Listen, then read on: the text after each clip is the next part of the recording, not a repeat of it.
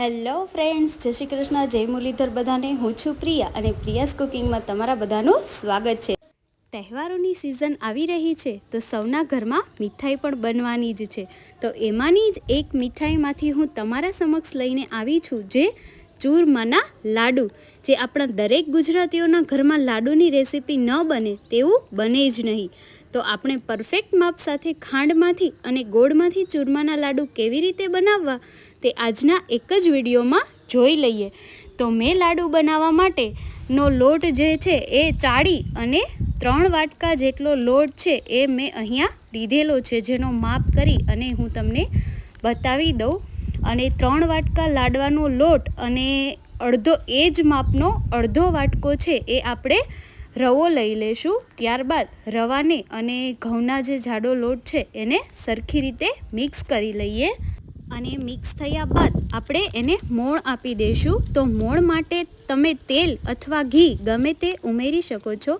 મેં અહીંયા મોણ માટે છે એ 5 ચમચી જેટલો તેલનો ઉપયોગ કર્યો છે. તમે ઘી પણ લઈ શકો છો.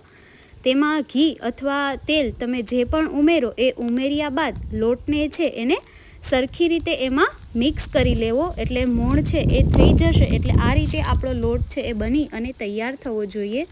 હવે લાડવાનો જે મુઠિયા બનાવવાના છે એના માટે આપણે પાણી ગરમ કરી લેવાનું છે અને થોડું ઠંડુ થાય એટલે લાડવાના મુઠિયા બનાવવા માટે છે એ આપણે એમાં જરૂરિયાત મુજબ છે એ પાણીને ઉમેરતા જઈશું અને મુઠિયા છે એને બનાવતા જઈશું. તો આપણે લાડવા માટેના જે મુઠિયા બનાવીએ છીએ એ એકદમ કડક હોવા જોઈએ, નરમ ન બનવા જોઈએ. એનું એક ખાસ ધ્યાન રાખવાનું છે. એટલે તમારા લાડવા છે એ ખૂબ જ સરસ બની અને તૈયાર થશે.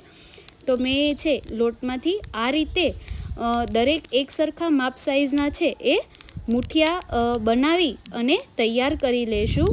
તો આપણા મુઠિયા છે એ આ રીતે બની અને તૈયાર થઈ જશે. હવે મુઠિયાને તળવા માટે છે મેં અગાઉથી તેલ છે એ ગરમ થવા માટે મૂકી દીધેલું હતું. જે આપણું તેલ છે એ સરસ ગરમ થઈ ગયેલું છે.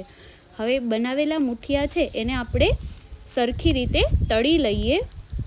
તો મુઠિયા તળવામાં પણ આપણે છે એને થોડીવાર બાદ છે એને હલાવશું અને મુઠિયા છે એ સરખી રીતે લાલ એકદમ થવા જોઈએ એ રીતે આપણે તળી અને તૈયાર કરવાના છે.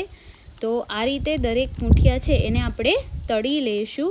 ત્યારબાદ બાકીના જે આપણા બનાવેલા મુઠિયા છે એને પણ આ રીતે તળી અને તૈયાર કરી લઈશું. આપણા જે 3 વાટકો લોટ અને અડધો વાટકો જે રવો હતો એમાંથી આપણા ટોટલ છે એ 16 લાડવા બની અને તૈયાર થશે. તો મુઠિયા છે એ તળાઈ ગયેલા છે અને એને થોડા ઠંડા થઈ જાય ત્યારબાદ આપણે આ રીતે મીડિયમ સાઇઝમાં એના કટકા કરી લઈશું. અને ઠંડા થવા દેવાનું કારણ એક જ કે આપણો લોટ છે એ સરખી રીતે મિક્સરમાં આપણે પીસીએ એટલે બની અને તૈયાર થશે. એટલે હવે આપણા મુઠિયા ઠંડા થઈ ગયા ત્યારબાદ આપણે આ રીતે એને માપ સાઇઝમાં છે એ કટકા કરી અને તૈયાર કરેલા છે. હવે આપણે એને મિક્સર જારમાં બધા પીસી લઈશું. ત્યારબાદ આપણો આ રીતેનો છે એનો ભૂકો બની અને તૈયાર થઈ જશે. ત્યારબાદ તમે એને એક ચાયણી કે ઝારા વડે ભૂક્કાને સરખી રીતે છે એને ચાળી લેવો, જેથી કોઈ પણ જાડો રહી ગયેલો ભાગ કે હશે એ ચાયણામાં ઉપર જ રહી જશે. એને આપણે એક વાસણમાં છે અલગ મૂકતા જઈશું. તો એ રીતે મેં બધો ભૂકો ચાળી અને તૈયાર કરી અને જે વધારાનો ભાગ જાડો નીકળેલો છે એને મિક્સરમાં પાછો પીસી અને ઝીણો ભૂકો તૈયાર કરી લઈશું. તો આ રીતે બની અને તૈયાર થઈ જશે. હવે આપણે આ જે ભૂકો બનાવેલો તૈયાર છે એમાંથી આપણે 2 પ્રકારના લાડવા બનાવવાના છે, એક ગોળ અને એક ખાંડમાંથી. તો આપણો આ તૈયાર થયેલો ભૂકો છે એ ટોટલ 4 વાટકા છે. તો આપણે એને 2 ભાગમાં છે કન્વર્ટ કરી લઈશું. તો મેં બંનેમાં છે 2 વાટકા ભૂકો છે એ લઈ લીધેલો છે સરખા માપમાં. હવે સૌથી પહેલાં જે આપણે ભૂકો 2 વાટકા લીધેલો છે એમાં 1 વાટકાથી થોડું ઓછું પીસેલી ખાંડનો માપ લીધેલો છે, જે આપણે ભૂક્કામાં જ ઉમેરી દઈશું. અને ભૂકો અને પીસેલી ખાંડને બંને સરખી રીતે મિક્સ કરી દઈશું. ત્યારબાદ એમાં તમે જે ડ્રાય ફ્રૂટ્સ કે દ્રાક્ષ કે જે કંઈ પણ ઉમેરવા માગતા હોય એ આપણે ભૂક્કામાં છે એને ઉમેરી દઈશું. ત્યારબાદ મેં અહીંયા છે એ 5 ચમચી જેટલું ઘી છે એ લીધેલું છે, જેને મેં ગરમ કરી લીધેલું છે. ત્યારબાદ ઘી ગરમ કરી અને આપણે ભૂક્કામાં છે એને ઉમેરી દઈએ. હવે ભૂકો અને ઘી નાખેલું જે છે એને સરખી રીતે મિક્સ કરી દઈશું. એટલે આપણો જે લાડવા ખાંડમાંથી બનાવવાના લાડવા છે એ ભૂકો છે એ તૈયાર થઈ જશે. એને સરખી રીતે છે એ મિક્સ કરી દેવાનું છે. તો આપણે ઘી નાખી અને આપણો જે ભૂકા છે એ સરસ મજાનો બની અને તૈયાર છે. હાથમાં પણ તમે જોઈ શકો છો કેટલું ઘી છે, એ રીતે ઘી હોવું જોઈએ. ત્યારબાદ આપણે આમાંથી એક સરખા માપ સાઈઝના લાડુ છે એ બનાવી અને તૈયાર કરી લઈશું. બધા એક સરખા માપના લાડુ બનાવશું. તો આ 2 વાટકા જે આપણે લોટ લીધેલો હતો તૈયાર કરેલો, એમાંથી આપણા પરફેક્ટ છે 8 લાડવા બની અને તૈયાર થઈ જશે. એટલે તમે એ પ્રમાણે માપ લઈ શકો છો. તો આપણા ખાંડમાંથી તૈયાર થયેલા લાડવા બની અને તૈયાર છે.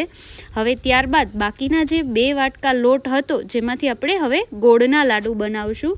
તો એ મેં ભૂકો અલગ એક બાઉલમાં છે એ લઈ લીધેલો છે.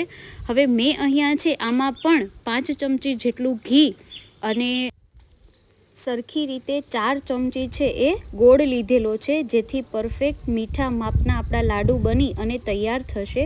અને લાડુમાં થોડું કમથું ઘીનું પ્રમાણ વધારે રાખવાનું એક કારણ એ બી છે કે લાડવા બની અને તૈયાર થઈ જાય અને 4 થી 5 દિવસ કે 6 દિવસ પડ્યા રહે તો એકદમ કોરા મોરા સૂકા ન થઈ જાય એવા ને એવા જ એ સ્વાદમાં રહે. જેથી ઘી થોડું વધારે હશે તો એ ખૂબ જ સરસ રહેશે. તો મેં ગોળ છે એને આ રીતે એની પાઈ છે એ બનાવેલી છે, જે આપણે ખાલી 2 ઉફાણા આવવા દઈશું. વધારે પણ ગોળની પાઈ ન આવી જોઈએ.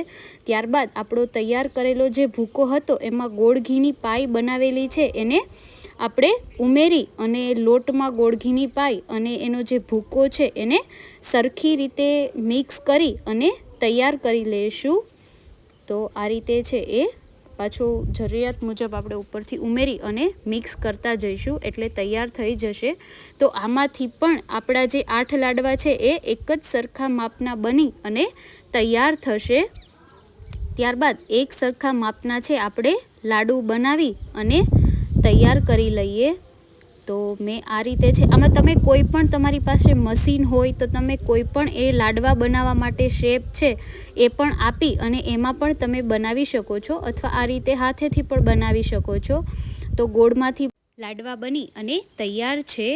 તો તમે ગમે તેટલા વ્યક્તિ માટે બનાવવાના હોય આ રીતે માપ કરીને બનાવશો તો પરફેક્ટ માપના બની જશે.